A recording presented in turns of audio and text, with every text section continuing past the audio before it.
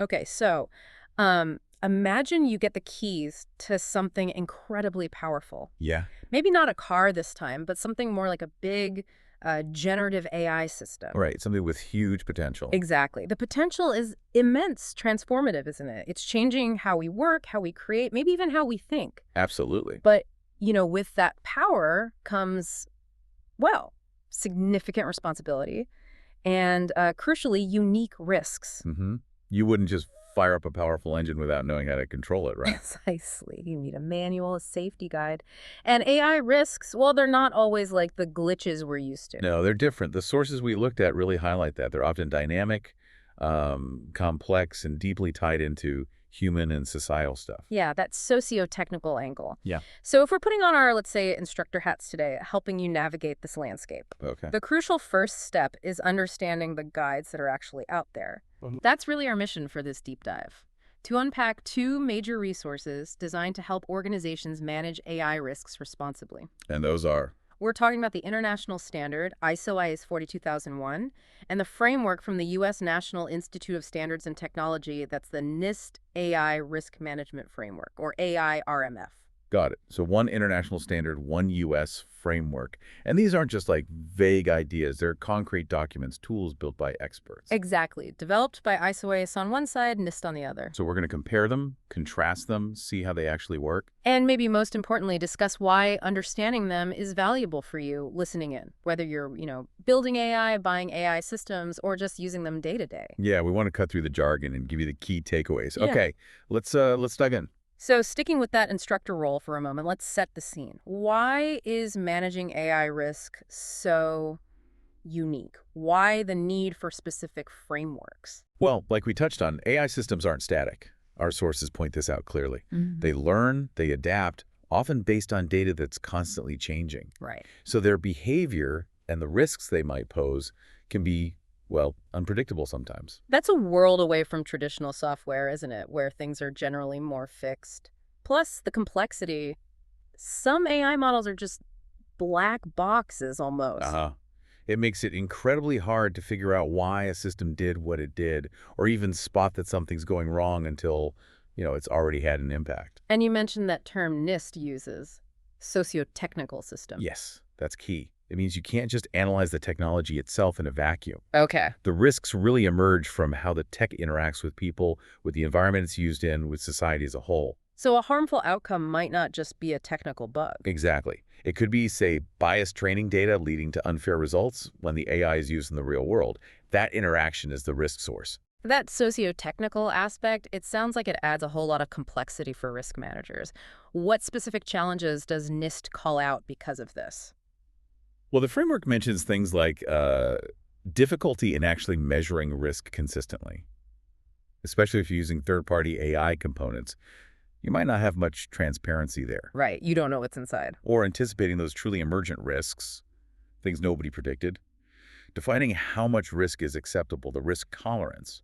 That's also tough because it depends so much on the specific AI application and context. And fitting it all together. Yeah, and a big one is just integrating these unique AI risks into the organization's overall risk management processes, which might be, more geared towards traditional IT or financial risks. It really sounds like organizations need a new kind of compass, maybe a new map for this territory. hmm And it seems like both frameworks agree on the destination, though.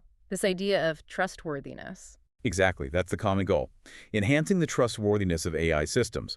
The idea is that this helps build public trust all through responsible practices. Which brings us back to our two main guides, our two potential maps, ISO 42001 and the NIST AI RMF. Okay, Do we start with ISO? sounds good. Let's look at ISO/IE 32001. This is the formal international standard, specifically ISO/IE 40001.2023. Right, and you described it as a formal management system standard. Yeah, think of it like that. Its core purpose, as the standard says, is providing requirements. Requirements for setting up, implementing, maintaining, and continually improving an AI management system, or AIMS. So it's about building a dedicated, structured system within an organization specifically for managing AI challenges. Precisely. And a really key point, which the sources highlight, is its structure.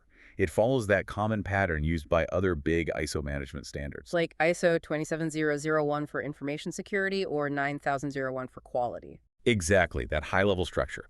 This is important because it makes it potentially easier for organizations to slot this AI management system alongside their existing systems. Hmm. Uses the same framework, same core clauses. You mean like context, leadership, planning, operation, performance evaluation, improvement, those standard headings. That's the one. It provides that familiar structure. And when I was looking into this, Annex A seemed really important. It's not just abstract requirements, it lists specific controls, right? Absolutely. Annex A provides the control objectives and the controls themselves, things an organization should implement. Can you give an example? Sure.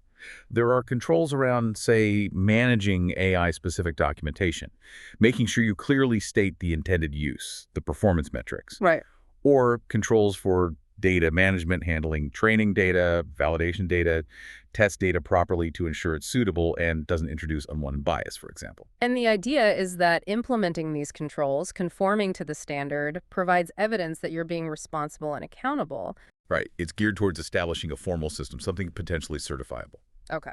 So that's ISO 42001. Now let's pivot to the NIST AI RMF 1.0 from the U.S. National Institute of Standards and Technology. How does this one approach things? It takes a noticeably different tack. It's framed more as a flexible resource, a toolkit almost. A resource to do what? Its purpose is similar help organizations manage AI risks and promote trustworthy, responsible AI. But the how is different. Well, Instead of laying out strict requirements for a management system like ISO, the NIST framework is voluntary. It's designed to be rights-preserving, non-sector specific, and really adaptable to different use cases, different organizational sizes, different capabilities. so less prescriptive. Much less prescriptive. The emphasis is on providing practical guidance, these functions and categories that organizations can tailor and integrate into their existing processes and workflows. So if ISO is like getting a blueprint for a new dedicated AI safety department, NIST sounds more like getting a set of specialized tools and instructions you can use in your existing workshop, applying them where needed. That's a pretty good analogy, yeah. And NIST explicitly calls it a living document. Which makes sense given how fast AI is changing. Right. It's intended to be updated based on feedback and as the technology evolves. Structurally, it has some foundational info, and then this core part, the framework core. Okay, let's talk about that core then, and maybe circle back to that idea of trustworthiness that you said both frameworks emphasize. Yeah, good idea. NIST really digs into what trustworthiness means for AI. It gives a pretty detailed breakdown. This was interesting. The NIST framework outlines several key characteristics, doesn't it? It does. Things like ensuring AI is valid and reliable. That's foundational. Then safe, secure, and resilient, accountable and transparent. Those are seen as cross-cutting. And also explainable and interpretable, privacy enhanced and fair with that specific call-out about managing harmful bias. Exactly. And NIST points out these are socio-technical characteristics, and achieving them often involves balancing trade-offs. You might have to trade some performance for better explainability, for instance. How does ISO handle these same concepts? Well, ISO 42001 definitely addresses them. It lists potential AI-related organizational objectives and risk sources in one of its informative annexes, Annex C. It covers a very similar ground. Accountability, fairness, privacy, robustness, safety, security, transparency, and explainability. So both are talking about fairness, transparency, safety, etc. But is there a difference in how they present it? I think so, yeah. This is where comparing them gets quite interesting. ISO lists these as key areas where risks need managing within its system structure. Okay. NIST, especially with their Figure 4 graphic, provides more of a conceptual model. It visually arranges these characteristics, showing relationships like valid and reliable being foundational. It feels like NIST is trying to give you a clearer conceptual map of what trustworthy AI is composed of. Whereas ISO provides the structured system for managing the risks that could undermine those characteristics. That's a good way to frame it, I think. Different angles on the same core challenge. And this difference extends to how they structure the actual risk management process itself. Right. You mentioned ISO follows that standard management system structure. Yeah, the planned-out check-act cycle is implicit. You have clauses for context, leadership, planning. That's the plan. Then operation, which includes the specific processes for AI risk assessment and treatment. That's the do. And performance evaluation is check, improvement is act. Exactly. It's a defined cyclical process designed to be embedded within the organization's overall governance. Okay. How does NIST structure its process then? It doesn't use Planned-Out Check Act. No, NIST defines 4 core high-level functions. They are govern, map, measure, and manage. Functions, so not necessarily sequential steps. Not strictly sequential, they're presented as key activities. Govern is seen as cross-cutting, influencing all the others. Map, measure, and manage can be applied iteratively throughout the AI system's life cycle. Interesting. Can we quickly walk through those? What's govern about? Govern is really foundational. It's about cultivating the right risk management culture, setting up policies, accountability structures, ensuring you have diverse perspectives involved. Diverse in what way? NIST is quite specific here. Hmm. Not just demographics, but also different disciplines, levels of experience. It also includes engaging externally and addressing supply chain risks within this function. Okay, so setting the stage. What about MEP? MA is about understanding the context. What is this AI system? What's its intended use? What are the potential benefits, potential costs? It involves mapping risks and benefits for all components, including third-party ones, Right. and really characterizing the potential impacts on individuals, groups, society. Getting the lay of the land. Then measure. Measure is, well, measurement, using methods, quantitative or qualitative, to analyze, assess, benchmark, and monitor those risks and impacts. It involves evaluating how the system stacked up against those trustworthiness characteristics we talked about, like fairness or robustness, and also tracking if your measurements are effective. Right. Putting some assessment behind it. And finally, manage. Manage is about taking action based on what you've mapped and measured. Prioritizing risks, deciding how to respond, mitigate, transfer, avoid, accept. It includes managing third-party risks specifically, planning for ongoing monitoring, incident response, recovery planning, and generally driving continual improvement. So if we're trying to distill the difference in structure for someone learning this, ISO 42001 gives you a formal, potentially certifiable system, a structure to build an AI management function that fits into your other ISO systems. Right. While the NIST AIRMF offers a flexible framework, a toolkit of functions and outcomes, something you adapt and integrate into your existing risk practices with maybe a stronger explicit focus on diverse input and iteration. That sums it up well. Both aiming for responsible AI, but providing different roadmaps, different structures to get there. One gives you a specific engine design, right? Yeah. So the other gives you a set of specialized tools and diagnostic procedures for whatever engine you're using. Okay, let's maybe highlight a few specific areas quickly just to see how these different approaches play out. Bias and fairness, huge topic in AI. How do they compare? Both definitely address it. It's a key risk area in ISO, needing management controls.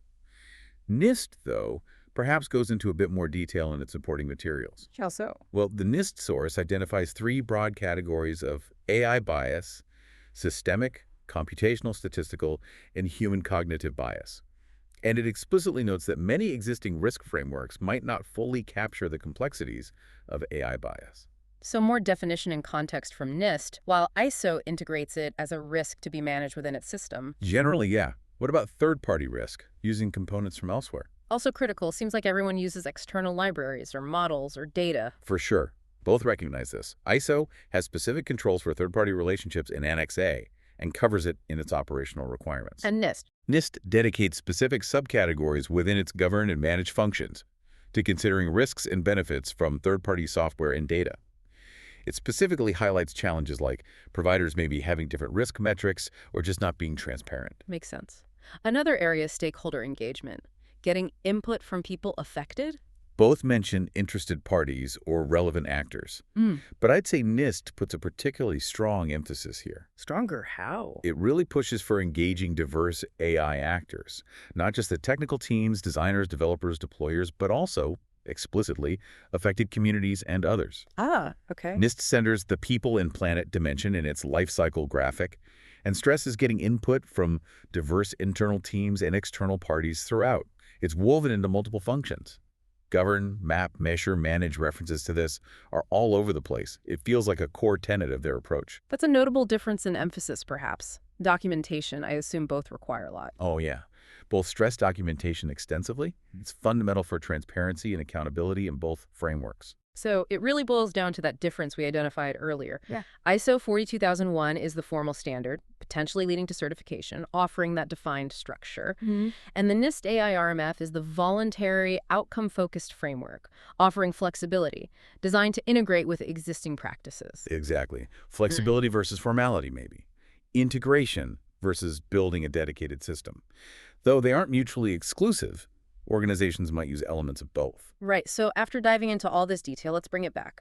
Why should this actually matter to you listening? Why spend time understanding these frameworks? Well, because they're not just documents sitting on a shelf for experts. They are, like we said at the start, practical maps and guides for navigating the real-world impact of AI, an impact you're experiencing daily. So for organizations actually building or deploying AI, these frameworks give them a systematic way to think about and manage the downsides, the risks. Yes, it helps them identify, assess, mitigate risks. Following them helps build systems that are hopefully more trustworthy, which meets growing expectations from, well, everyone, regulators, customers, the public. It's about minimizing harm and building confidence. And for you, as someone interacting with AI, maybe without even realizing it sometimes. Understanding these frameworks gives you insight into how responsible organizations should be thinking about these systems. It gives you a vocabulary, a way to understand what responsible AI or trustworthy AI actually means in practice. It might help you ask better questions or know what kind of accountability to expect. Exactly. It provides a common ground for discussing AI safety and ethics. Okay, so let's try and sum up this deep dive. We've explored ISO 42001, that's the international standard, offering a formal, structured, certifiable management system approach. Right, and contrasted it with the NIST AIRMF, the flexible, voluntary U.S. framework, providing that toolkit of functions and outcomes designed for adaptation and integration. And while their structures and levels of prescriptiveness differ, They share that critical, fundamental goal: promoting trustworthy and responsible AI by helping organizations get a handle on the unique risks involved. they offer different pathways, maybe complementary ones, to reach that goal, allowing organizations to choose or maybe even blend approaches depending on their needs, their context, their maturity level. Yeah. And it's crucial to remember these aren't static. AI is moving incredibly fast. So these frameworks, whether they're called living documents like NISTs or are standards undergoing periodic review like ISOs, they have to evolve. They're trying to provide the necessary tools, the guardrails, to ensure that the AI systems being built are not just powerful and innovative, but also safe, fair, and reliable for all of us. Which leads to maybe a final thought, something for you to chew on after this discussion. Okay. Given just how rapidly AI is changing and how widespread and sometimes completely unexpected its impacts can be, how effectively can any single framework or standard, no matter how well designed, truly keep pace? That's a big question. And maybe a related one. How do we make sure these valuable tools, these guides for responsible AI, actually get picked up and used widely enough across different countries to genuinely improve the trustworthiness of the AI that's increasingly shaping our world? Definitely something to think about. Until our next deep dive.